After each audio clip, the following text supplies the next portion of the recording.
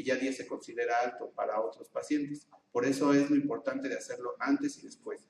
Hay artículos donde marcan mayor de 34 BCG y mayor de 94 de PCR es una infección periprotésica. Pero a veces para llegar a esos niveles es ya que la infección está muy activa. Entonces aquí lo importante, más que tener un número específico de cuánto es lo que tiene que estar elevado, es si tomar una preoperatoria. Eso es donde realmente nos va a dar el dato que si está elevado para ese paciente o no está elevado para ese paciente. Pero los datos así puntuales que marcan mayor de 34 y mayor de 94 a 96 de PCR ya son infección periprotésica. Gracias, doctor. ¿Alguna otra pregunta? No. Entonces tengo una pregunta para el doctor Vélez. ¿Ha tenido reacción en cuestión con el citrato? Si ha tenido algún exudado posterior de que lo coloca, o que si la parte del citrato cálcico que lleva el medicamento, el sulfato, perdón, le produce algún exudado posterior, porque ya hay ciertos compañeros que a veces utilizan en este tipo de infecciones, o que hacen, por ejemplo, solamente extremidad y colocan hacen el uso del BAC. Entonces, le ponen las perlas, ponen el BAC para evitar ese exudado, o en este caso, cuando tienen ese proceso infeccioso, lo que hacen nada más es hacer lo que todos hacemos, colocar las perlas, se acabó. ¿Ha tenido algún exudado posterior y en cuánto tiempo? ¿O qué manejo se le da a ese tipo de complicación? Como digo, en mi experiencia yo lo he utilizado y esto te hablo en niños, que lo he utilizado por secuelas de artritis sépticas, por algunas otras patologías, pero siempre hay como un exudado cuando se queda en la parte muscular esas perlas. No sé en tu experiencia si... Sí. Aquí siempre lo importante es hacer un aseo y la desvidación. Entonces, antes de poner las perlas, no es la primera cirugía que se las ponemos y ya lo cerramos, sino es en la última cirugía, donde ya vamos a cerrar al paciente. Entonces, o donde ya consideramos que el paciente ya puede cerrarse, ya se puede cerrar la herida. Entonces, primero se hacen los lavados. Por lo regular, hacemos mínimo 3, de 3 a 5 lavados, y en eso, si hay posibilidad de poner BAC, ponemos el BAC, pero no ponemos las perlas. Ya al final, cuando ya quitamos el BAC y ya lo vamos a cerrar, ahí es donde ponemos las perlas. Ese exudado sí llega a salir, principalmente cuando no se seca. Entonces aquí tiene mucho que ver quién lo está preparando. Depende del antibiótico que se ponga, es el tiempo que va a tardar en fraguar. Entonces a veces se pone un antibiótico y el cirujano ya lo pide y todavía pasaron 20 minutos y todavía no está totalmente fraguado el sulfato, entonces queda como plástico. Entonces, cuando se coloca como pasta, se va a degradar más rápido. Entonces, al degradarse más rápido, genera ese exudado en la herida. Pero no ha generado, digamos, mayor infección. Se genera el exudado más o menos 3 días o 4 días y ya. El problema ahí es de que ya no funcionó como queríamos, porque la idea era de que se liberara ese antibiótico de forma gradual. Y se liberó completamente porque nunca se endureció. Entonces, ahí se perdió prácticamente el sistema. O sea, ya si se perdió por la herida, o salió la secreción, ya se perdió lo que queríamos, que era que se liberara de forma gradual. Pero sí se llega a presentar de acuerdo al antibiótico y a la preparación. Aquí lo importante es la preparación. Tiene que durar bastante tiempo algunos antibióticos para que frague y se endurezca y no quede como pasta. Esa secreción en algunos, cuando se deja el músculo, que es cuando se empieza a degradar más rápido, se degrada más o menos en 3 días. Eso ya no va a estar liberando más antibióticos. Se degrada, se sale por la herida y ya no pasa nada. Pero sí, lo ideal es de que se quede por dentro para que esté liberando el antibiótico de forma gradual y realmente tenga una diferencia con ponerse el intravenoso. ¿Alguna otra pregunta? Bueno, agradecemos al doctor Carlos Vélez su excelente ponencia.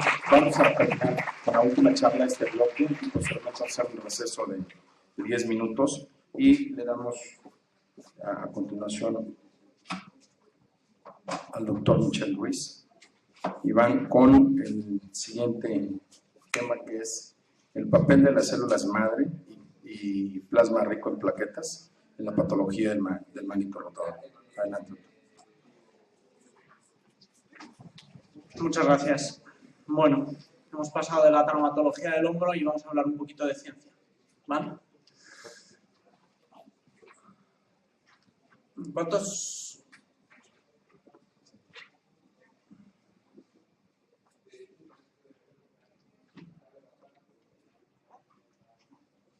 A ver. ¿Cuántos de ustedes hacen cirugía de manguito rotado? ¿Abierta? Bueno, 7 u 8. Bien. Bueno, aquí hay un vídeo muy bonito de una rotura de un manguito rotador y todos la hagamos abierta o cerrada. Lo que intentamos es conseguir una reparación excelente de nuestro tejido degenerado sobre la huella ósea para intentar reconstruir la unión entre el hueso y el tendón.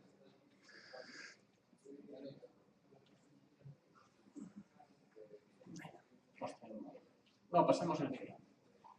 Lo que buscamos reconstruir desde un punto de vista biológico es esto. Esta es una microfotografía de la interfaz entre el tendón del supraespinoso y el húmero de una rata de uno de nuestros estudios de ciencia básica. Aquí se puede ver perfectamente cómo el tejido tendinoso se une efectivamente con el tejido óseo. Fijaros en este detalle, la elegante arquitectura donde una estructura fibrosa, primero muscular, pasa a ser músculo tendinosa, luego pasa por una fase bastante confusa, que es casi condral, como podéis ver, y luego se convierte directamente en tejido óseo.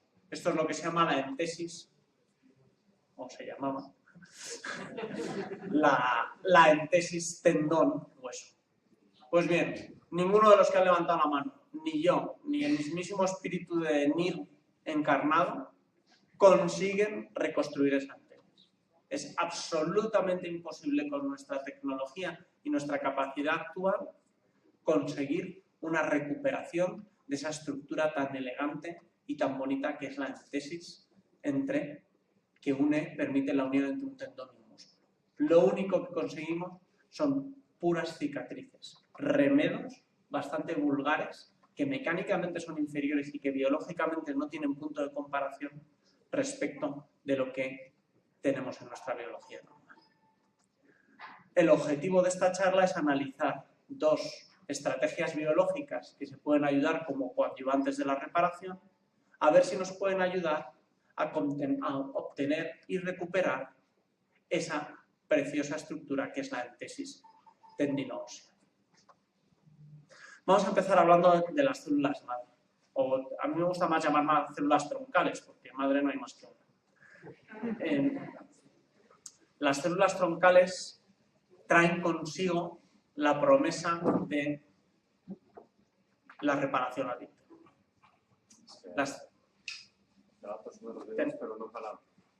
¿Tenemos alguna esperanza de volver a la presentación? Yo la puedo hacer a capela, como se dice, pero... No sé. Bien, vamos a irnos sin vídeos, a ver si... Fíjense, en este vídeo, que no se ve, tenemos cómo una salamandra consigue recuperar completamente su brazo sin ningún problema. Es curioso porque los estábamos viendo antes. Pero bueno, el caso es que las células troncales traen, por su increíble capacidad de regeneración, la promesa de recuperar la entesis correctamente. Y sabemos que existe esa posibilidad, que no es imposible recuperar una entesis perfectamente anatómica y funcional. Porque por estudios básicos sabemos que cuando hacemos una lesión en el manguito rotador en un feto, se produce una reparación al íntegro. Se produce una reparación sin cicatriz. Formalmente podemos conseguir, con ayuda de las células troncales, una reparación al íntegro, una reparación sin cicatriz. ¿Por qué es esto? Porque las células troncales tienen una capacidad absoluta de diferenciarse en todos los grupos celulares que necesitamos. Pueden diferenciarse a músculo, a tendón, a cartílago también, a esa fase condral que aparece en la entesis, incluso a hueso. Así que pueden recuperarse completamente. Yo voy a hablar de células troncales adultas, las que podemos extraer y podemos manejar en nuestra práctica habitual. Las seleccionamos y las extraemos de nuestro propio paciente, ya sea de la grasa o de la médula ósea. Y ya les anticipo que probablemente no haya mucha diferencia donde las están ustedes adquiriendo o consiguiendo. Desde donde las consigan, probablemente la eficacia sea bastante similar. ¿Dónde estamos ahora respecto al uso de células troncales en reparación de manguito rotador? Vamos a hablar de ciencia básica, de experimentos en animales, en ratas, en cerdos, en conejos. Si realmente les interesa esta parte de ciencia básica, hemos tenido la suerte de poder escribir una revisión sistemática el año pasado en el World Journal of Stem Cells Y aquí tienen la referencia y ahí hacemos una revisión mucho más detallada de la evidencia disponible que hay desde el punto de vista de ciencia básica. Pero esta gráfica se reúne básicamente lo que hemos encontrado. Fíjense, en realidad no hay muchos estudios que hablen de células troncales. Y parece que hay una tendencia, en verde están los que obtienen resultados positivos y en rojo los que no obtienen resultados positivos. Así que, teniendo en cuenta que siempre hay un sesgo de selección a favor de resultados positivos, pues parece que no tenemos muy claro si las células troncales están funcionando. Parece que sí, pero no muy bien. Y una cosa que les tiene que preocupar a ustedes como médicos de atención clínica día a día es que en cada vez más estudios los investigadores han tenido resultados regulares con células troncales directamente. Y lo que están haciendo es alterando estas células troncales, usando virus o estrategias de transformación para que esas células troncales sobreexpresen determinados factores. Las células troncales, incluso a nivel de biología básica, de investigación en animales, no están dando una respuesta perfectamente clara de que nos estén dando una solución excelente. ¿Y qué pasa respecto a resultados en medicina clínica? Pues básicamente no hay estudios, hay muy poquitos. Este es un estudio de un grupo de portugueses que presenta una serie de casos en los que usaban células troncales. Está publicado en el año 2012. Lo cierto es que es una serie de casos y tiene relativamente poca utilidad. Quizás este estudio del grupo de Philippe Ernigout, que como la gente que hace cadera seguro que hay de hablar de él porque utiliza células troncales en necrosis avascular de cadera, por ejemplo. Él es un investigador reputado y hace mucha investigación en clínica en células troncales y utilizó células troncales, hizo un estudio de casos control utilizando células troncales autólogas adultas obtenidas de médula ósea. Las inyectaba en la huella y en el tendón después de una reparación del manguito y hizo 90 casos, 45 casos con células y 45 sin células. Analizó el resultado a 10 años y encontró diferencias muy a favor de las células troncales. Este es un solo estudio, pero claramente abre la puerta a que quizás las células troncales sí nos ayuden, por lo menos, a mejorar nuestra tasa de reparación después de una reparación de manguito rotador. ¿Y qué pasa con el plasma rico en plaquetas? Yo vengo de España. El amor que tenemos y la revolución que ha supuesto el plasma rico en plaquetas en España es difícil de evaluar desde aquí. Es una pasión verdadera. Prácticamente todos los pacientes vienen a tu consulta, sobre todo si es en la consulta privada, preguntándote sobre esta alternativa. Se ha propuesto para prácticamente cualquier indicación que se plantee en cirugía ortopédica. De hecho, es una cosa que ha trascendido completamente la cirugía ortopédica y la cirugía odontológica. Yo tengo un amigo que vende un producto para preparación de plasma rico en plaquetas y yo no utilizaba el suyo y siempre venía a presentármelo y ya se ha aburrido y deja de presentarlo y yo, ¿ya te has aburrido de mí? Y dice, no, es que ahora se lo estoy vendiendo a los plásticos porque se lo ponen a los calvos. Y estoy ganando tanto dinero con los calvos que no me interesan los traumatólogos. Bien. ¿Por qué el plasma rico en plaquetas nos atrae a todos los cirujanos ortopédicos? ¿Por qué es una cosa que nos es útil? Bien, lo que buscamos son los factores de crecimiento que hay dentro de las plaquetas. Las plaquetas son unas estructuras que son piezas claves en el proceso de reparación después de una lesión tisular y que en su interior tienen una cantidad variadísima de distintos factores de crecimiento. Y los factores de crecimiento pues son una cosa que a nosotros como... No vamos a poder ver este vídeo. ¿Puedes cerrar tu movimiento?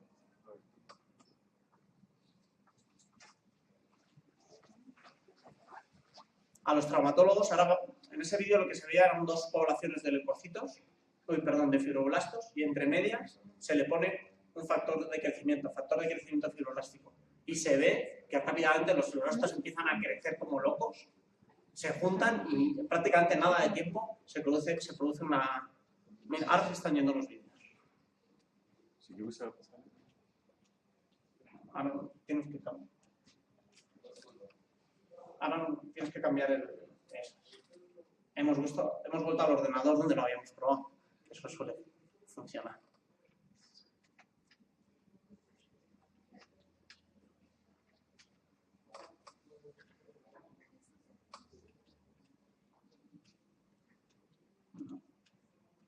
No funciona esto.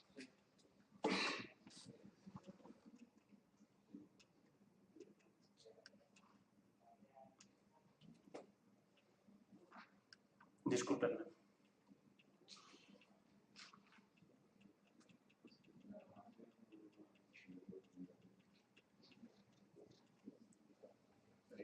Aquí estamos. Fíjense, todos somos traumatólogos, operamos fracturas. Cuando vemos esto, las celulillas como locas yendo de un lado a otro y regenerándose rápidamente en cuestión de días, esto nos encanta.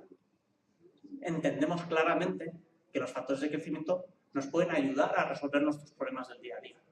Y si analizamos un poquito más desde el punto de vista fisiopatológico la reparación de los tendones, que es lo que nos interesa ahora, sabemos que la reparación de los tendones se divide en 3 fases, una fase inflamatoria, una fase reparativa y una fase de remodelado, que tienen sus tempos, pero en todas esas fases hay distintos factores de crecimiento que están involucrados. Y dentro de las plaquetas están prácticamente todos estos factores de crecimiento.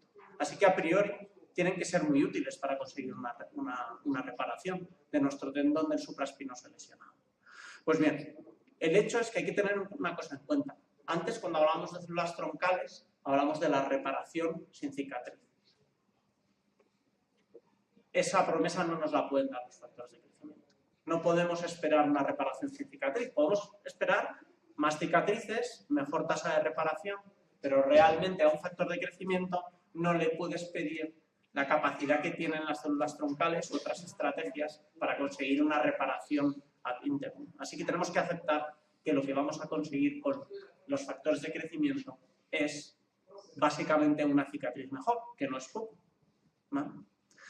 Podría hablar de ciencia básica en plasma rico en plaquetas y reparaciones del manguito rotador, pero el hecho es que hay tanta evidencia clínica que me paso directamente a la evidencia clínica.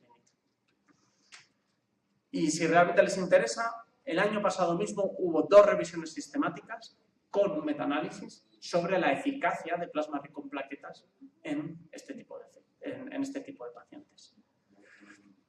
Incluye aproximadamente entre 8 y 10 estudios según el rigor metodológico que tengamos. La respuesta rápida es que respecto al resultado clínico de la reparación del manguito rotador, el metaanálisis no arrojaba diferencias entre los pacientes a los que se había usado plasma rico en plaquetas y en los que no se había utilizado.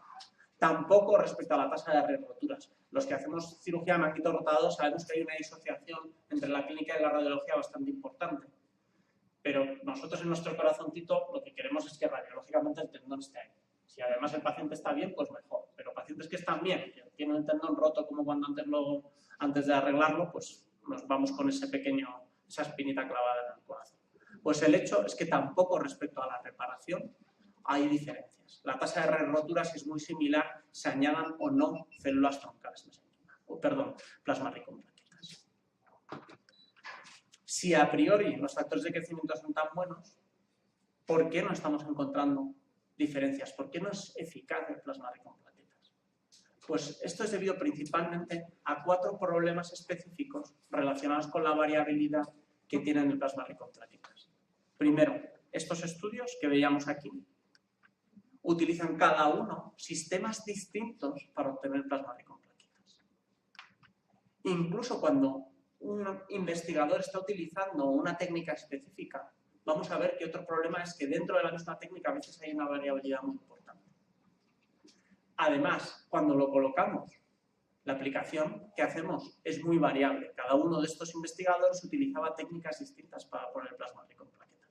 Y luego hay otro problema del que no vamos a hablar mucho, pero es que el manguito rotador es especialmente difícil de estudiar porque no hay 2 manguitos que estén rotos exactamente iguales y es muy difícil hacer estudios que encuentren diferencias. De hecho, ni siquiera sabemos con ciencia cierta que reparar los manguitos sirve para algo desde un punto de vista de medicina basada en la evidencia. Fíjense, aquí ven 6 sistemas distintos de preparación de plasma rico en plaquetas disponibles en España. Les podría enseñar, igual que con las lesiones acromioclavicular, 8 o 10 diapositivas como esta. Mi amigo Miquel Sánchez dice que tiene recogidas ya más de 95 sistemas distintos de extracción de plasma rico en plaquetas que se pueden utilizar en España. Es difícil decir que estos 90 y tantos sistemas obtienen lo mismo obtenido.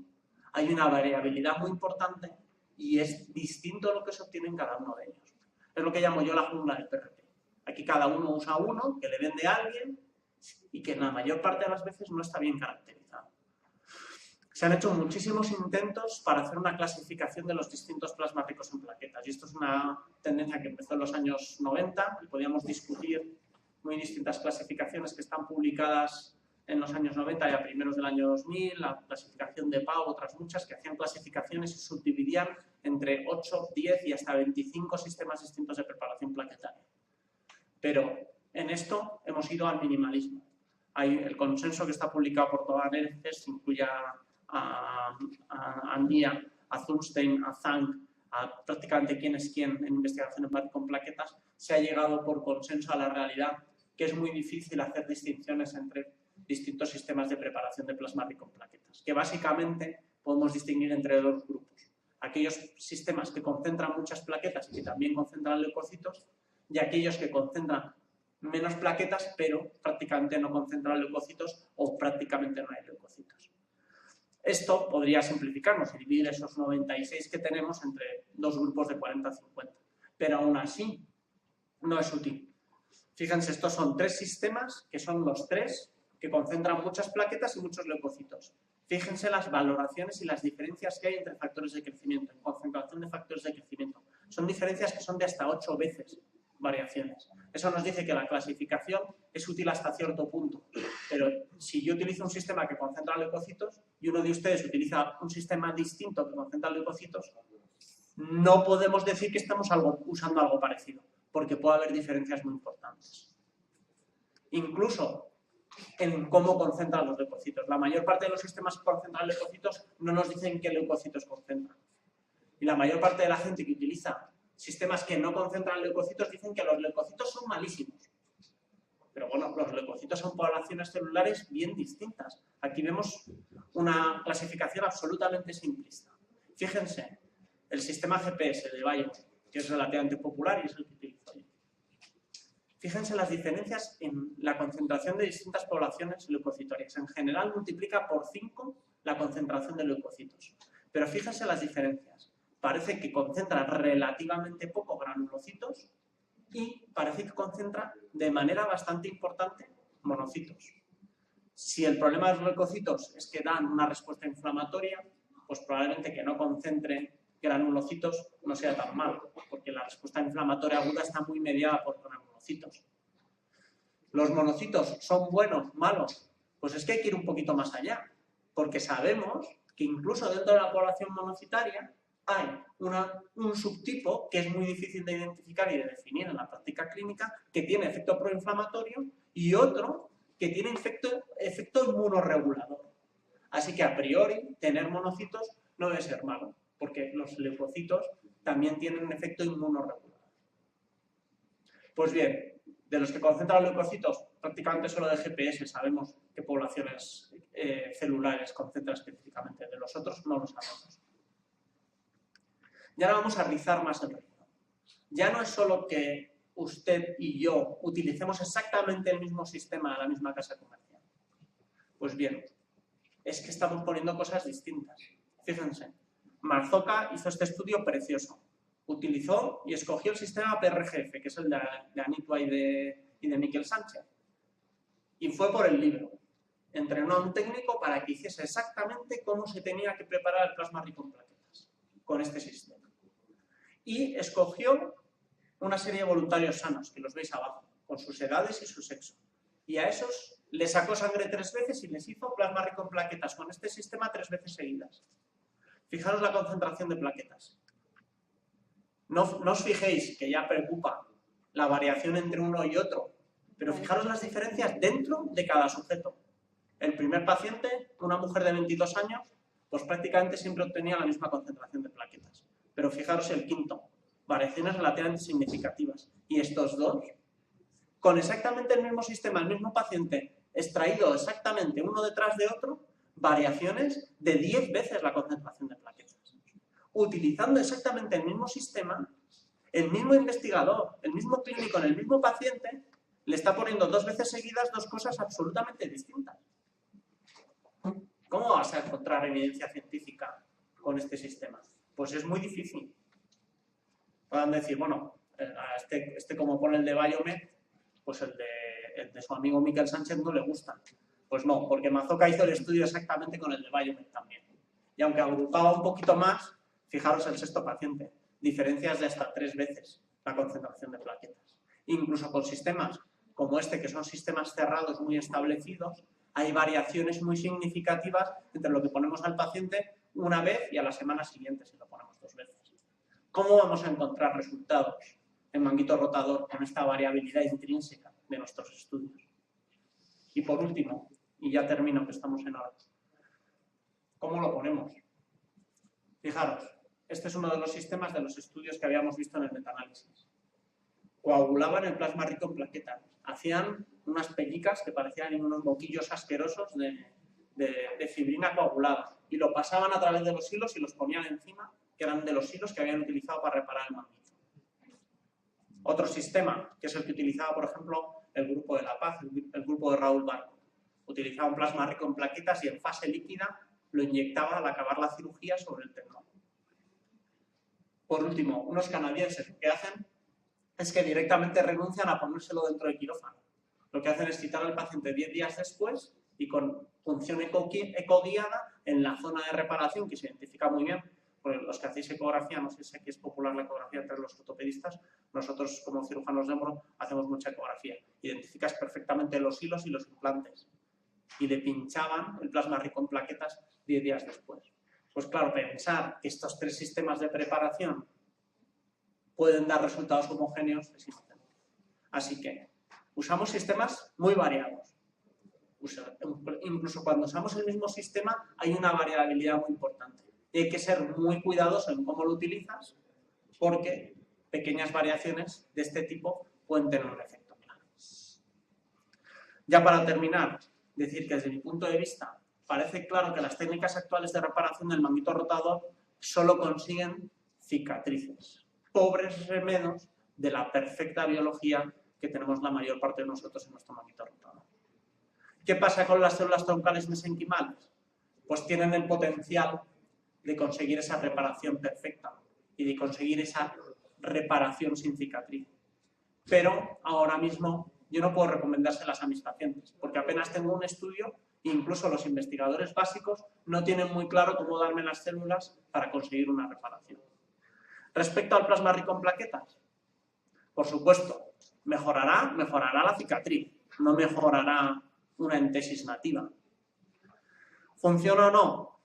No lo tenemos claro. La evidencia ahora mismo dice que no, pero probablemente está condicionado por el hecho de que cada uno estamos utilizando cosas distintas de manera muy distinta y no podemos ponernos de acuerdo en cómo utilizarlos. Muchas gracias. Y perdón por lo de los vídeos. Agradecemos al doctor Miguel Ruiz su excelente ponencia en cuestión del plasma rico y células troncales en el manejo de la patología del manguito rotador. No sé si tengan preguntas, dudas. No sé, ¿quién tiene el micrófono por ahí? En este tema no había duda que había. No. A ver, muchas.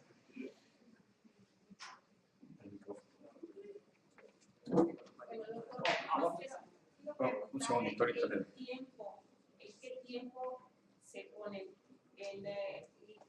inmediatamente de que tuvo la lesión, a las semanas, a los meses? Yo tuve una trabajadora que precisamente me preguntó eso, pero ya lleva más de un año con la lesión. Entonces le dijeron que había esta técnica y que si funcionaba, Pregunta cuál es el momento ideal para poner plasma rico en plaquetas, porque las células podemos hablar de ellas, pero como no podemos usarlas porque no las tenemos disponibles, pues es más difícil. Pero plasma todos tenemos acceso, ya sea en centros privados o de una manera para utilizarlo en nuestros pacientes. Lo primero es, yo no lo uso, ¿vale? Segundo, cuando hablo con Miquel Sánchez, ¿qué está haciendo él? Dice, las plaquetas son brutales, eso es lo mejor que hay, los factores estos es lo mejor que hay. Y además, cada factor mágicamente actúa en el momento adecuado. Porque claro, hemos visto la lista de factores y cuando actuaban, y hay algunos que actúan en la fase inflamatoria, que son los 3 primeros días, otros actúan en la fase proliferativa, que es entre la segunda a la cuarta semana, y otros incluso en la fase de remodelación. Entonces él dice que los factores son muy inteligentes y que funcionan cada uno en su momento. Y lo que hace ahora es que en quirófano los inyecta dentro del lecho antes de reparar el tendón en el hueso, luego repara el tendón, inyecta el tendón y después de hacer eso, a la semana y a los 15 días, que ya estamos en la fase proliferativa, de manera coguiada, los infiltra también, los inyecta dentro del manguito en proceso de reparación.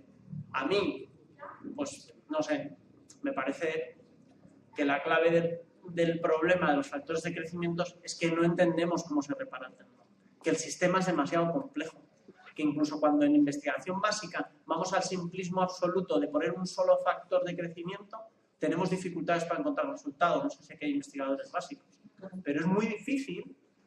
No sé si te está horrorizando o gustando mi charla, luego me lo dices.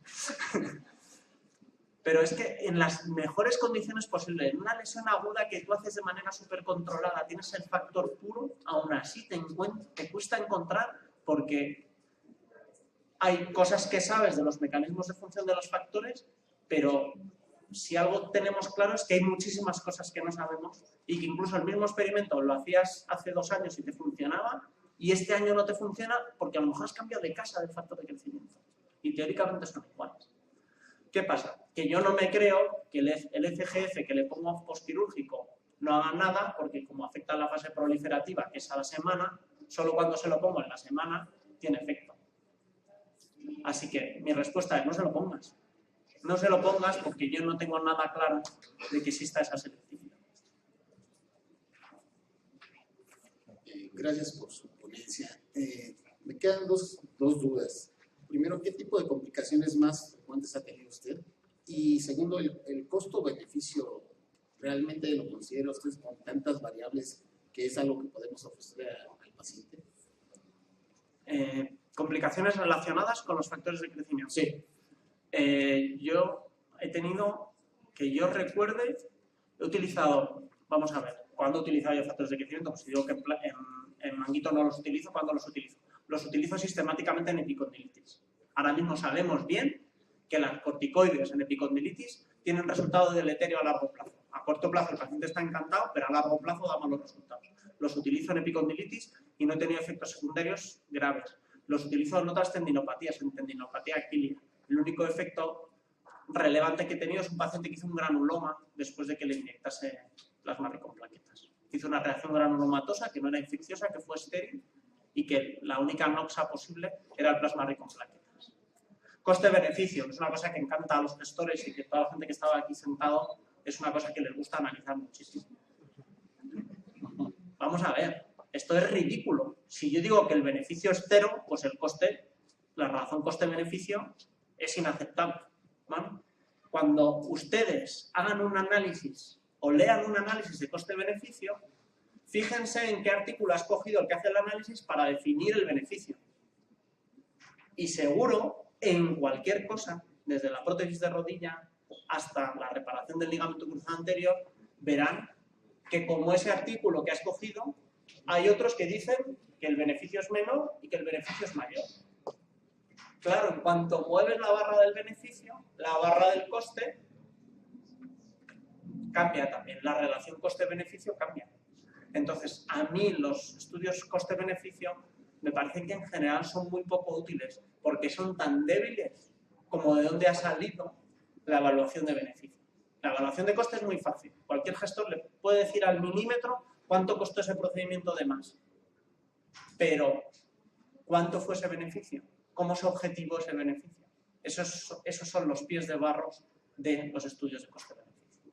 Si usted escoge para epicondilitis el estudio donde se ve mayor beneficio con el uso de plasma rico en plaquetas, casi seguro que le va a salir coste efectivo. Si usted escoge un estudio donde el beneficio de utilizar plasma rico en plaquetas es marginal, casi seguro que no le va a salir coste efectivo.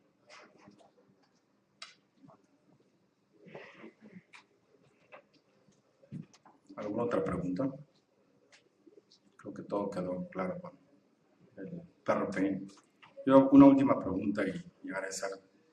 Antes que nada, en la excelente ponencia estuve con el doctor Sánchez Smith y el doctor Amito en España y la verdad que la técnica para prepararlo difiere mucho entre una compañía y otra y es diferente. Yo pienso que falta todavía. Hay muchas publicaciones en España más que en Norteamérica. De por sí, Norteamérica no es muy asiduo a este manejo. pero la clínica que maneja el doctor Sánchez Miquel, yo creo que tiene mucha experiencia, lo ha utilizado hasta en mano, reumática, en ciertas patologías. Y sí, a Rafael Nadal le aplican su PRP, pero yo siento aquí en cuestión, en la patología manguito rotador, si se contrapone en algo, porque hay muchas dudas en cuestión de que dicen que afectan los AINES, que afecta el anestésico, que afectan otras instancias en cuestión de la preparación, y que quizás a lo mejor en el estudio que hicieron, digo, claro, porque ya está publicado, ese resultado que se tiene todavía no ha sido del todo, pues, con algo de veracidad. Entonces, no se hizo experiencia en la aplicación del FRP, en la patología exclusiva del manguito rotador. No hablemos en cuestión de la patología del ligamento cruzado, en pseudoartrosis, porque ahorita si hablamos de PRP es una panacea. Hasta, digo, que hay cirujanos de columna que hasta lo utilizan en aplicación ozono y PRP en los discos. Entonces, exclusivamente el manguito rotador, ¿en qué grado está indicado? Y realmente, ¿qué beneficio a largo plazo tiene ese paciente de acuerdo a la lesión que presenta? Porque ahora hacemos, y lo han mencionado, todos y dicen, vamos a ponerlo, a ver cuál es el resultado. Entonces, creo que esta es una pregunta que definitivamente a mí me tiene mucha inquietud. Yo también hago cirugía artroscópica, más artroscópica que abierta en cuestión de la patología del manguito, pero sí existe esa contraindicaciones. Lo primero es, abundando en la pregunta que hacía, si los efectos secundarios son pequeños, si el coste es asumible, probablemente puede ser más valiente o más osado al utilizarlo. Vale, yo no lo utilizo en roturas de manguito rotador, porque tengo dudas de que realmente me ayuda a mejorar la reparación. Si lo usas alguna vez en manguito rotador, pues sí, lo uso en un paciente que no sé qué hacer con él, que es además súper prevalente, que es el paciente que tiene una tendinopatía degenerativa del supraespinoso sin rotura.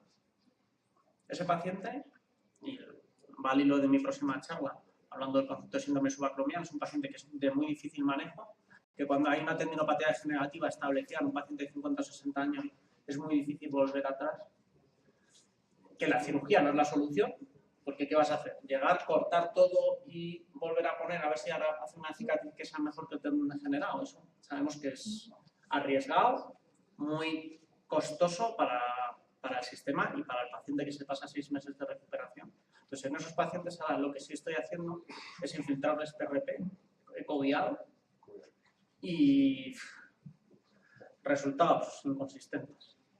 He tenido pacientes que están operados 3 veces, que le reparé el manguito, que parecía que iban mal, que le hice una resección de la clavícula distal, que luego entré porque pensé que a lo mejor tenía una rotura espesor parcial, que no la tenía, que le hice hasta una cranioplastia que luego veremos que la odio, y pues luego le he puesto PRP, guiado por eco, y el paciente ha notado mejoría después de 5 años de molestia. Otros, ningún resultado. Resultados inconsistentes, desgraciadamente. ¿Alguna otra pregunta? Bueno, agradecemos entonces al doctor Miguel Ruiz. Vamos a hacer un receso de 10 minutos.